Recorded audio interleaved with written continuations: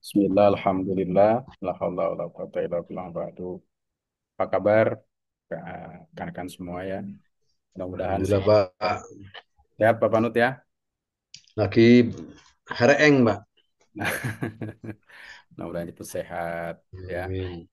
Malah Eh, pompa air mati lagi nih mau mandi teh belum jadi mandi. ya, Bu Siti Nurjana gimana sehat Bu? Alhamdulillah sehat Pak Dokter. Bu Julianti juga ya semuanya mudah-mudahan Alhamdulillah. sehat walafiat ya. Gimana kuliahnya nih lancar kan?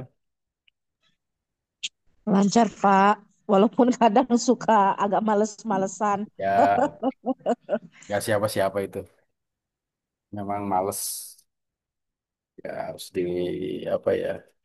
Teorinya sangat mudah, ya memang melaksanakannya agak sulit ya. Tapi walaupun bagaimana tetap kita usahakan ya, karena belajar itu ya atau kita sudah ditakdirkan ya sebagai manusia yang pembelajar. Berarti kita belajar terus.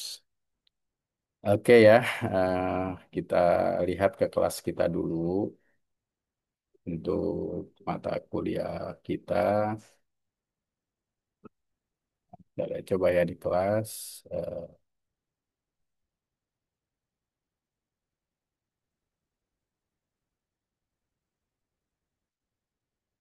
ada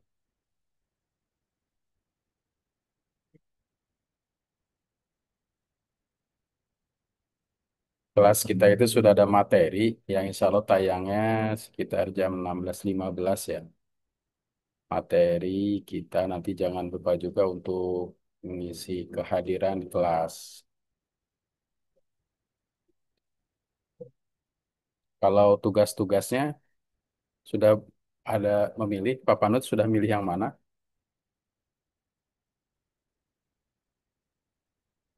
Di suaranya Pak dibuka. Belum jadi milih Pak, malah lupa nih kemarin seminggu teh belum Ya, ini, belum fit. ya semoga cepat sehat ya. Kita kelas, oh 3B2 kita ya?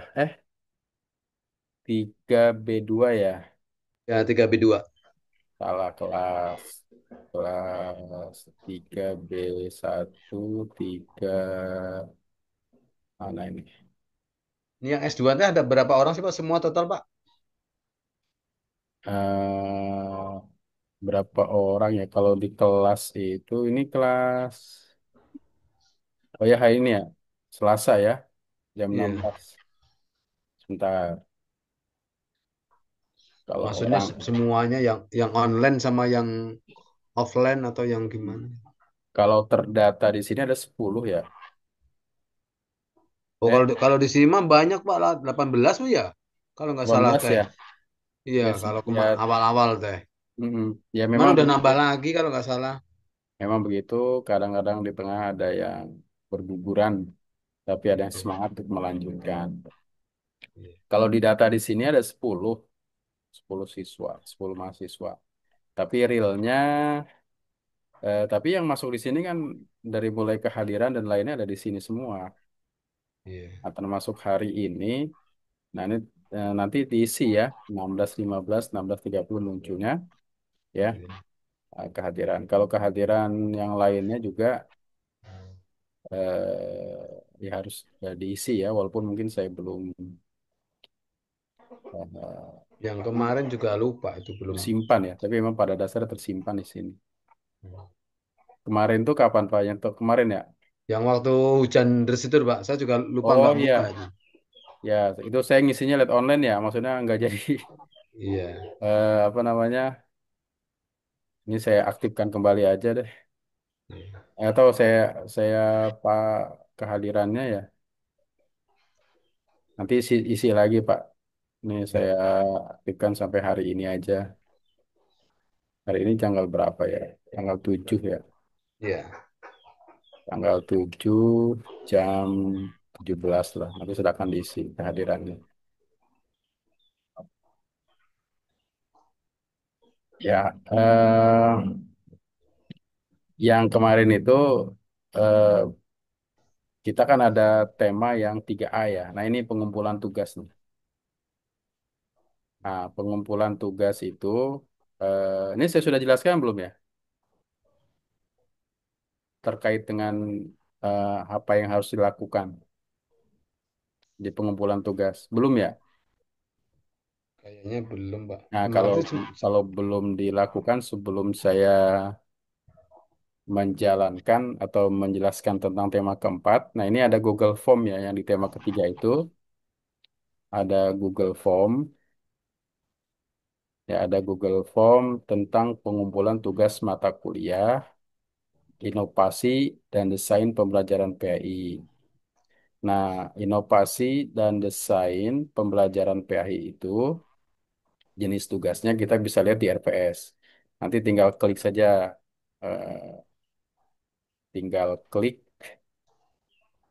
yang ada di Google Form itu, nanti akan diarahkan ke Google Form apa isian RPS ya, tentang RPS. Nah, ini ada tugas-tugasnya. Nah, tugas-tugas yang ada di RPS itu ada 9 ya. oh ya, kemarin kemarin udah nih. Udah ya. Ya, Udah. saya mengingatkan kembali. Terus template-nya ada kan? Sudah dijelaskan ya template-nya ya. Tinggal klik template tugasnya seperti apa. Nah, ini ada template tugas penugasan untuk mata kuliah, inovasi, dan desain pembelajaran PAI. Nah, penugasan ini nanti Bapak dan Ibu mendesainnya disesuaikan dengan minatnya. Ya. Nah, yang pertama kan ada esai kritis. Esai kritis ya. Esai kritis itu apa? Yaitu ini ada contoh judulnya.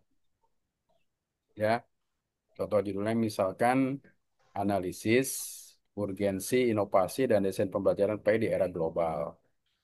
Tapi tema ini menyesuaikan dengan minat dan Bapak dan Ibu. Ini ada panjang katanya 2000 kata, referensi minimal 10 sumber. Format penulisannya seperti ini. Kalau yang memilih tema satu, ya ada pendahuluan, landasan teori, analisis kritis, dan seterusnya ya menyesuaikan dengan tema-tema yang ada di sini. Yang kedua, misalkan tentang apa? Review, review apa? Review jurnal. Review jurnal internasional. Nah, kalau review jurnal internasional itu apa saja? Yang pertama berarti kita harus mencari jurnal internasional yang terkait dengan inovasi dan desain pembelajaran PAI. Kita cari tuh jurnal internasional biasanya berbahasa Inggris, berbahasa Arab atau lainnya.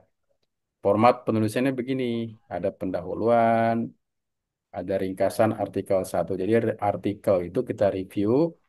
Apa isi reviewnya? Pertama ada identitas artikel, judulnya apa, penulisnya siapa, tahun berapa, nama jurnalnya apa.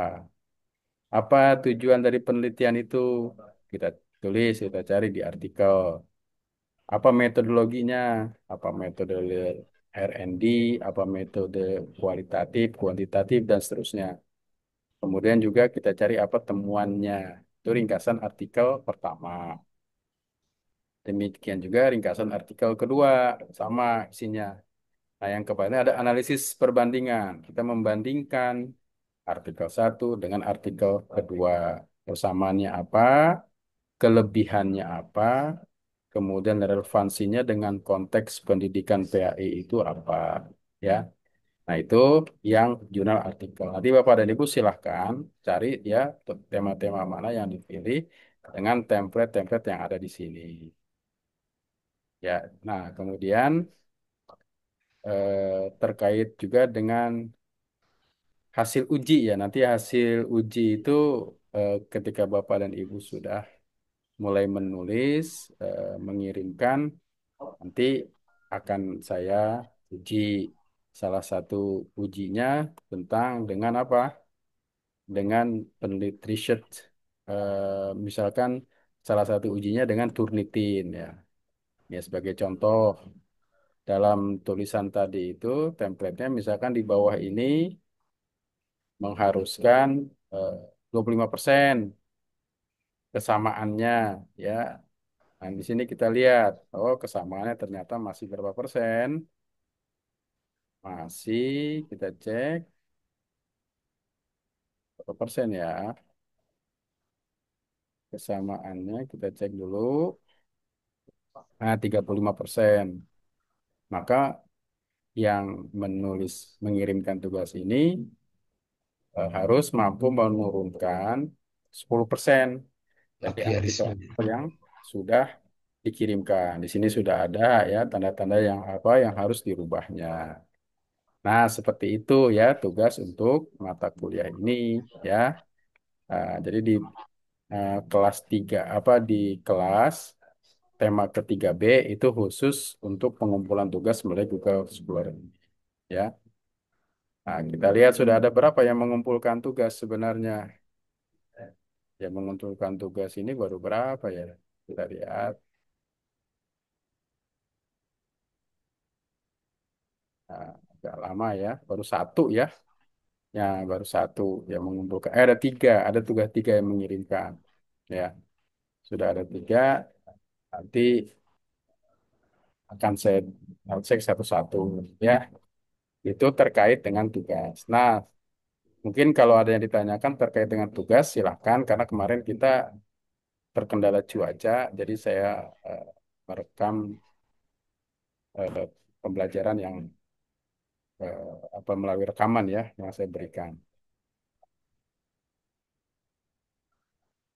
Ya, selanjutnya selanjutnya saya ingin mencoba ya materi pada kesempatan kali ini kita materi yang keempat ya tentang model-model inovasi dan desain pembelajaran PAI. Ya, tentang model-model inovasi dan desain pembelajaran PAI. Nah, ini layar saya terlihat nggak nih? Lihat, Pak. Terlihat ya. Nah, kita mencoba berdiskusi tentang model-model inovasi dan desain pembelajaran PAI. Pada tema ini, kita diharapkan untuk mampu memahami berbagai model inovasi pembelajaran PAI. Ya. Yang kedua, mampu meningkatkan relevansi materi PAI dan kehidupan siswa. Yang ketiga, memperkuat internalisasi nilai akhlak dan praksis keagamaan. Nah, kemudian apa saja model inovasi pembelajaran PAI itu? Ya, yang pertama ada model ADI yang pernah dijelaskan modelnya. Ya, apa itu model ADI? Ya, analisis, eh, seterusnya ya. Ini ada di tema-tema yang sebelumnya. Nah, ini dianggap sebagai sebuah kerangka ya sistematis untuk mendesain pembelajaran. Ya, model ADI ini bisa dilihat sebelumnya. Ada kelebihannya, terstruktur, mudah dialihkan ke konteks PI dan kekurangannya eh, bisa kaku jika tidak diadaptasi dan secara kreatif. Ya, nah ini ada model-model eh, model-model seperti ADI ini. Nah, terus ada lagi model TPACK. Nah, apa itu? Menekankan PACK integrasi misra. pengetahuan konten, pedagogi, dan teknologi, kemudian relevansi, membantu guru PAI untuk memilih teknologi yang mendukung nilai agama, kemudian ada catatan praktis, latihan reflektif untuk guru terhadap kecocokan teknologi. Nah, ini ada beragam model ya. Ada beragam model yang terkait dengan inovasi dan eh, apa terkait dengan inovasi dan pengembangan pelajaran PAI. Nah, yang pertama ini model ADI yang tadi saya sebutkan itu, ya. ADI sebuah desain pembelajaran sistematis yang dikembangkan oleh Dix and Curry ya. Nah, model ini digunakan untuk merancang pembelajaran secara terstruktur agar tujuan pembelajaran tercapai secara efektif. Nah, jadi model ini memastikan setiap tahap ada analisis hingga evaluasi saling berkaitan dan menghasilkan pembelajaran yang efisien. Contoh ya model ADI itu sudah disampaikan pada pertemuan sebelumnya ya. Ada tema misalkan implementasi akhlak Rasulullah dalam kehidupan sehari-hari, menganalisis ya. Guru atau dosen itu menganalisis kebutuhan siswa agar mampu meneladani akhlak Rasulullah. Kemudian yang ketiga mendesain. Jadi mendesain, menyusun skenario pembelajaran berbasis studi kasus perilaku sosial di masyarakat. Ya, misalkan terdapat masalah. Masalah itu terdapat karena apa? Ada kesenjangan antara harapan dan kenyataan. Itu masalah. Adanya kesenjangan antara fakta, harapan, dan kenyataan itu menyebabkan masalah-masalah. Nah, kemudian bagaimana menyusun skenario pembelajaran berbasis studi kasus perilaku di masyarakat. Kemudian pengembangannya, guru atau dosen membuat media video. Ya, ini salah satunya mungkin kalau menjelaskan dengan ceramah kurang mendapat perhatian, maka menjelaskannya dengan kisah ya, dengan kisah, teladan, lembar refleksi digital. Nah, lembar refleksi digital ini adalah sesuatu yang disesuaikan dengan konteks saat ini. Ya. Jadi pembelajaran bagaimana meneladani kan, itu meneladani itu kan sebenarnya konteks pelajarannya ada dalam setiap pelajaran PAI ya. Tidak alat dan segala macamnya. Implementasinya mahasiswa, kemudian implementasinya setelah guru atau dosen membuat gambar refleksi digital atau kisah-kisah atau lainnya itu berdiskusi, kemudian menulis refleksi pribadi. Kemudian diakhiri dengan evaluasi. Penilaian dilakukan dengan rubrik yang memiliki pemahaman reflektif dan rencana aksi nyata. Nah, karena model ADI ini yang dalamnya adalah analisis ya, sign, development, kemudian desain, analisis, desain, development, kemudian implementasi dan evaluasi. Sebenarnya model ADI ini penerapan dengan sistem juga budaya mutu dalam sebuah proses atau siklus pembelajaran. Nah, kita kalau mengembangkan dengan ADI seperti itu. Nah, kemudian ada lagi yang kedua yang tadi disebutkan TPACK, Technological, Pedagogical, Content Knowledge. Ya, ini Technological, Pedagogical, Content Knowledge. Misra and Kuhler tahun 2006 yang mengemukakan.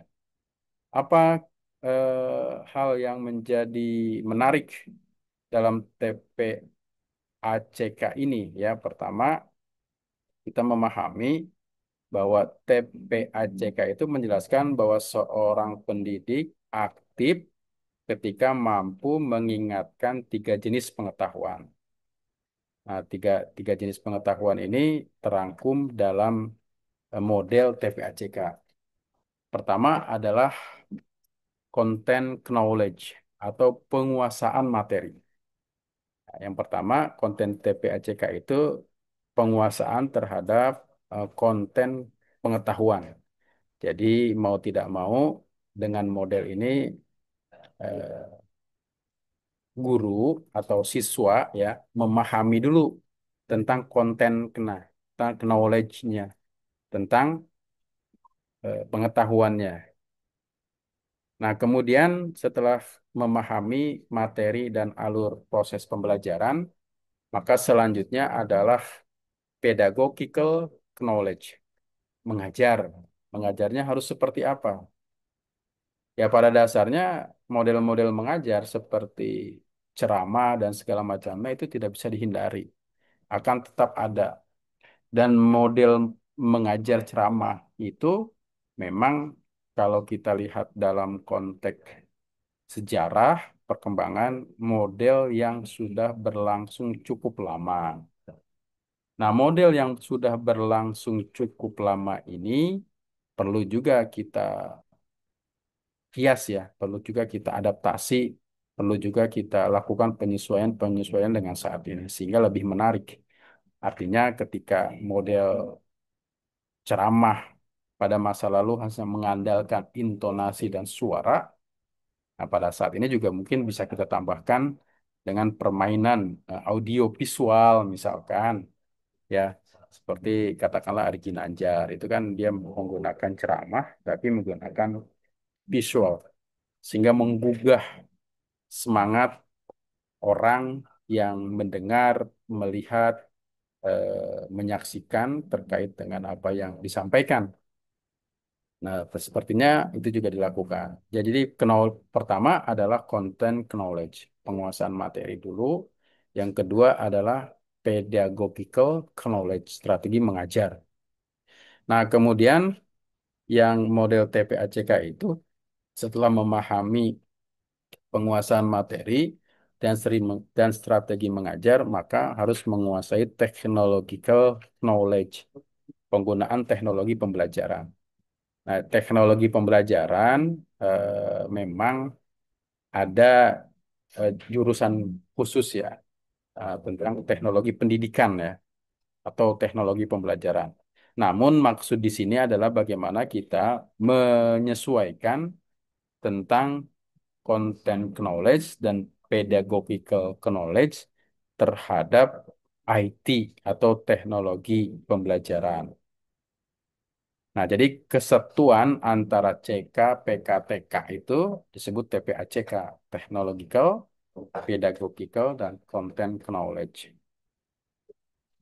Ya, jadi tidak sekedar pelengkap, tapi memperkuat pemahaman spiritual dan nilai-nilai keislaman. Jadi mengajar PAI dengan model TPACK ini adalah model pembelajaran yang satu sama lain saling mendukung.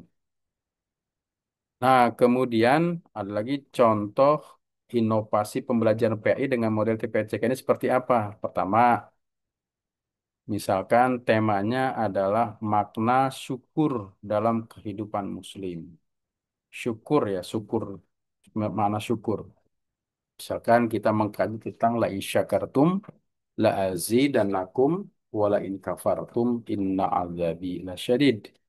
Kontennya ya ini kajian ayat Quran dan hadis tentang syukur. Misalkan hadisnya ajaban di amril mukmini ya aneh ya setiap urusan muslim itu adalah semuanya baik. Apabila ditimpa kenikmatan dia bersyukur.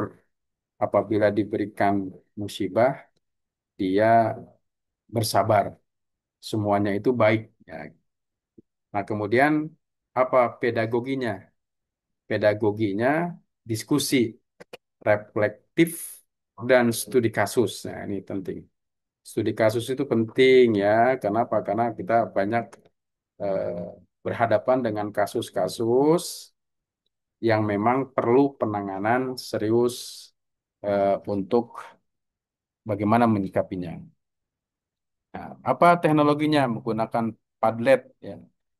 Menulis pengalaman pribadi syukur dan saling memberi komentar atau menggunakan apa untuk menulis itu ya di aplikasi-aplikasi kan banyak eh, teknologinya apa menggunakan siswa bisa menulis ya bisa eh, apa namanya menulis merefleksikan di aplikasi tertentu ya sehingga eh, pada dasarnya bukan hanya dosen tapi siswa pun aktif ya untuk menyampaikan tema ini. Kenapa? Karena sebagian kita dalam hidup kita ada dua sisi itu tentang bersyukur dan bersabar. Nah, artinya pengalaman-pengalaman ini coba dituangkan dalam sebuah alat gitu ya, sebuah alat yang kontekstual dengan saat ini. Ya, bisa mungkin silahkan menulis di blog-blog pribadi ya tentang syukur. Nah, berarti mahasiswa atau siswanya harus punya website pribadi atau karena memang sudah memahami tentang proses pembelajaran secara apa namanya link gitu ya, menggunakan metode website atau link dan seterusnya. Misalkan eh, tolong siswa nanti mengirimkan file melalui sites yang saya buat. Nanti pengalaman-pengalamannya masing-masing bisa diceritakan di situ. Nah, itu menyambungkan antara konteks tema, konteks pribadi, studi kasus, dan penggunaan media. Sehingga kemudian orang-orang juga terinspirasi. Terinspirasi membaca, melihat, mempublikasikan, dan ini tidak disimpan di box pribadi ya. Bisa terbuka dan bisa disaksikan oleh banyak orang. Ini contoh model yang kedua. Kemudian lagi ada yang ketiga, SAM ya, banyak model SAM. Apa itu? Nah, ini ada substitution, augmentation, modification, redefinition atau dikemukakan oleh Kuntedura tahun 2010. Pertama, substitution itu adalah yang memahami bahwa penggunaan inovasi itu adalah sebuah penggunaan yang tidak bisa dibebaskan dari masa lalu. Misalkan masa lalu ada metode ceramah, sekarang pun masih digunakan ceramah. Metode lalu masih menggunakan papan tulis whiteboard, sampai sekarang pun masih menggunakan papan tulis atau whiteboard. Nah, sebenarnya menggunakan whiteboard, blackboard, ya, menggunakan lainnya itu hanya teknologi. Atau saat sekarang sudah digantikan dengan papan tulis yang sifatnya elektronik gitu ya. Ya rencananya mau dibagikan setiap sekolah uh, menggunakan papan tulis elektronik gitu ya. Nah ini sebenarnya fungsinya sama. Nah cuma mungkin nanti yang kedua itu augmentation, ada peningkatan fungsi. Yang tadinya kita menggunakan kapur gitu ya, ada debunya menjadi tinta yang ada nodanya gitu kan. Tapi nanti ketika menggunakan mesin apa namanya papan tulis yang digital itu yang besar misalkan bisa menampilkan model laptop atau komputer layarnya ada di situ. Ini pada dasarnya fungsinya sama, cuma lebih praktis karena tidak perlu menghapus ya. Hanya klik-klik saja dan tertampilkan. Kemudian yang ketiga ada modification. Tugas belajar diubah lebih dalam, diff ya, lebih dalam, memodifikasi. Setelah dia ada peningkatan fungsi, ada modification. Modifikasi artinya ada penambahan terkait dengan tugas belajar. Dan yang keempat adalah redefinition. Pembelajaran menjadi bentuk baru yang sebelumnya tidak mungkin dilakukan. Jadi pembelajaran yang dulu hanya bersifat eh, misalkan hanya setiap dianggap bertemu kalau ketemu di kelas, ya, misalkan. Sekarang kan tidak begitu. Menggunakan branded learning, proses pembelajaran yang beragam. Apa maksud pembelajaran yang beragam itu? Ya, jadi ada model, bisa offline, bisa online, bisa sinkronus, bisa asinkronus. Nah, itu pun sebuah model pembelajaran yang baru. Jadi itu sebuah inovasi. Yang dulu mungkin kita ketika belajar itu hanya mengandalkan pertemuan-pertemuan offline saja. Sekarang sudah bisa menggunakan pertemuan-pertemuan online ya, yang bisa dengan satu apa namanya sinkronus seperti kita ini, ataupun mungkin kita menitipkan video-video yang bisa diakses, bisa dilihat, nah, untuk kemudian bisa disaksikan kapan saja. Ya, jadi tidak harus hari itu. Nah, ini juga termasuk sebuah modifikasi model pembelajaran PAI yang menyesuaikan dengan konteks teknologi. Nah, contoh inovasinya adalah misalkan tema tafsir Al-Quran dan kehidupan digital. Substitutionnya apa? Mahasiswa membaca tafsir melalui e-book. Ya, dulu kan tidak ada e-book, sekarang sudah ada e-books. Ya, kemudian augmentation Peningkatan fungsinya apa? Menggunakan Google Form untuk kuis interaktif. Ya, ada Google Form kita buat atau menggunakan quizzes dan macam-macam plafon tergantung kita mau yang mana.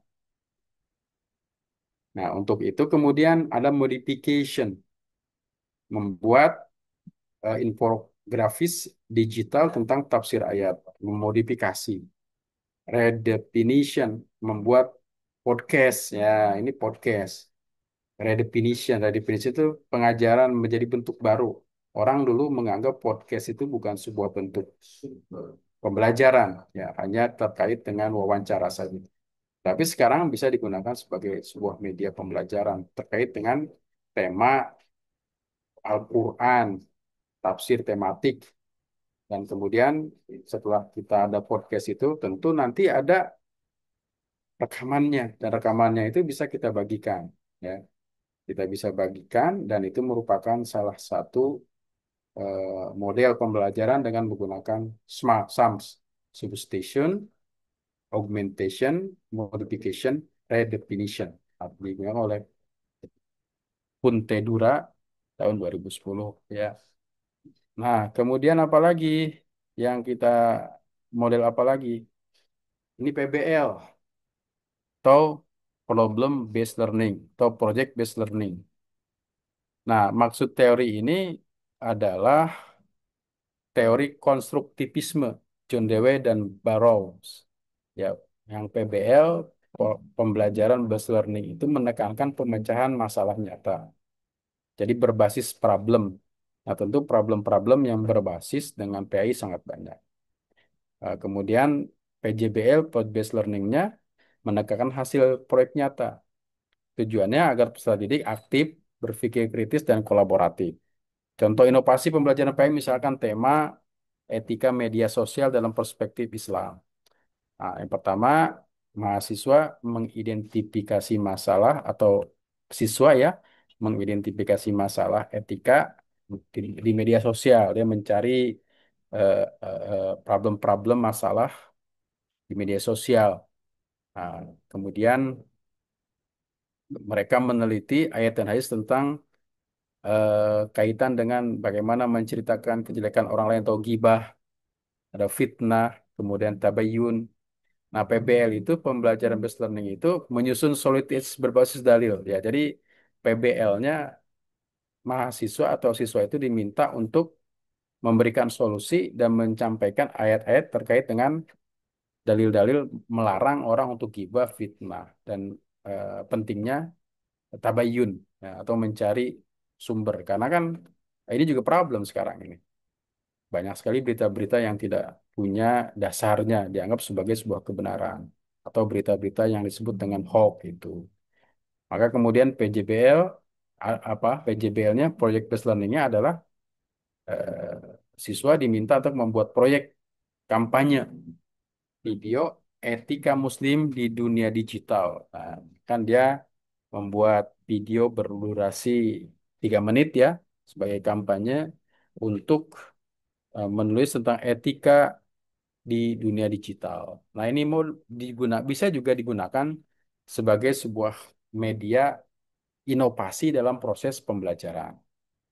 Nah, kemudian ada lagi terkait dengan 5 nih, Flipped Classroom and Blended Learning. Nah, ini eh, apa itu sebentar Flipped Classroom itu ini terkait dengan mahasiswa belajar ya, ditugaskan untuk belajar dan diskusi atau siswa ditugaskan untuk belajar dan diskusi tentang tema-tema yang dikemukakan.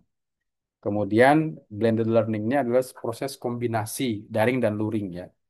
Artinya ada yang offline bahasa kitanya, ada juga online. Itu dikombinasikan. Misalkan ada contoh temanya sejarah peradaban Islam. Diminta untuk kita misalkan membuat atau mencari yang menarik tentang sejarah itu. Misalkan dinasti Abbasiyah. Ada kelas offline mereka role play, melakukan bermain peran ya bahasanya apa. Di kelas itu memahami tentang ilmuwan-ilmuwan Muslim perkembangan Islam pada dinasti Abbasiyah.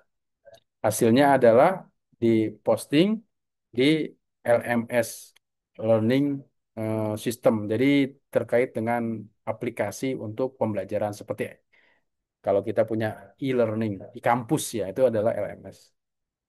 Ya LMS. Jadi berarti harus punya platform. Kalau menggunakan Flip Classroom and Blended Learning ini pun merupakan sebuah inovasi terkait dengan pembelajaran yang dulunya pembelajaran hanya berorientasi pada tempat gitu ya. Kalau tidak hadir, tidak di tempat itu berarti tidak hadir. Sekarang sudah banyak ragamnya dalam proses pembelajaran. Itu juga sebuah inovasi. Nah, yang keenam ini ada inquiry based and experiential learning ya. Eh menggunakan David Cole dan John Dewey. Inquiry itu peserta didik diwajib mencari jawaban sendiri dengan bimbingan guru. Eksperiental itu pembelajaran berbasis pengalaman langsung. Contoh inovasi pembelajaran PA-nya adalah nilai kejujuran dalam bisnis. Nah, siswa melakukan mini research di pasar lokal ya. Mereka mewawancari pedagang tentang praktik kejujuran. Kemudian setelah itu menulis laporan refleksi tentang penerapan nilai Islam dalam ekonomi. Nah, ini juga sebuah proses pembelajaran yang memang perlu dilakukan dalam pendidikan agama Islam ya. Jadi tidak hanya berbentuk teori-teori, tapi juga melakukan sebuah ini nih intinya mini research penelitian yang sederhana terkait dengan tema-tema penelitian. Karena ini pun penting ya agar proses pembelajaran itu tidak hanya memberikan instruksi-instruksi saja. Nah, yang ketujuh ini ada Universal Design for Learning UDL. Apa maksudnya? Yaitu maksudnya adalah ada multiple means of representation. Jadi beragam cara penyajian. Jadi melakukan sebuah penyajian dengan cara yang bermacam-macam. Yang kedua ada multiple means of experience. Beragam cara mengekspresikan pemahaman. Yang ketiga ada multiple means of engagement. Beragam cara keterlibatan belajar. Di sini ada cara penyajian, mengekspresikan, dan keterlibatan belajar. Ada contoh temanya adalah toleransi antar umat beragama. Ada teks atau video infografis, kemudian masuk memilih cara mengekspresikan pemahaman, esai, blog, ataupun melalui posting-posting digital. Nah, semua gaya belajar terfasilitasi dengan tetap menjunjung nilai Islam rahmatan alam. Jadi terkait dengan bagaimana gaya belajar siswa. Ya, ada yang sifatnya representation, penyajian, expression, ekspresi, dan keterlibatan belajar. Nah, itu pun termasuk juga salah satu hal yang perlu diperhatikan harus belajar. Nah, kemudian ada diffusion of innovation. Ini juga salah satu inovasi ya. Contoh misalkan pemanfaat teknologi untuk dakwah. Mahasiswa atau dosen ini atau guru yang memperkenalkan aplikasi dakwah digital. Ya kan sekarang banyak aplikasi-aplikasi ya. Aplikasi itu kan tergantung penggunanya. Ya, YouTube juga banyak yang tidak baiknya, tapi bisa kita gunakan juga untuk yang baik. Maka kalau kita ini harus berorientasi pada yang baiknya. Kemudian mahasiswa early adopter mencoba membuat konten dakwah ya, mengikuti setelah melihat keberhasilan. Kemudian terjadi penyebaran inovasi alami di kelas. Jadi ini ada di pushy of innovation, menyebarkan rancangan-rancangan yang memang bisa diaplikasikan langsung di masyarakat. Yang kesembilan itu ada penilaian dan evaluasi inovasi pembelajaran. Contoh misalkan inovasi pembelajaran baik integrasi nilai Islam dalam kehidupan sosial. Ada formatifnya, ya refleksi mingguan mulai jurnal digital. Sumatifnya portofolio, proyek sosial berbasis nilai Islam. Kemudian evaluasinya mengukur dampak sikap, keterampilan, dan perubahan perilaku mahasiswa. Nah, ini ada teori-teori ini ada di kesimpulan ini, ya model ADI, TPACK, SAMS, PJBL, PJL, kemudian Flipped Blended, Inquiry Experimental, UDL, Diffusion Evaluasi. Nah, silakan kita bisa mencari bentuk ataupun model-model inovasi lainnya terkait dengan bagaimana kita melakukan inovasi pembelajaran di kelas kita ya di PI. Itu mungkin mata kuliah kita pada hari ini ya. Jika ada hal-hal yang didiskusikan, disilahkan. Materinya insya Allah sudah ada di kelas ya. Kalaupun ini silahkan. Mungkin ada yang ditanyakan, disilahkan. Kalau ada yang ditanyakan, disilahkan. Kalaupun tidak ada, saya cukupkan dulu mungkin materi pertemuan ini, Pak. Saya cukupkan dulu ya. Terima kasih teman-teman atas perhatiannya. Mohon maaf atas segala kekurangan. Dan saya berharap untuk mengisi kehadiran di kelas, memahami materi yang disampaikan, atas segala kekurangan diucapkan, mohon maaf atas segala kekurangan. Akhirul kalam. Assalamualaikum warahmatullahi wabarakatuh. Waalaikumsalam warahmatullahi wabarakatuh. Ya, saya izin Terima kasih, pamit ya. Pak. Ya, terima kasih, Ya. Terima Pak. kasih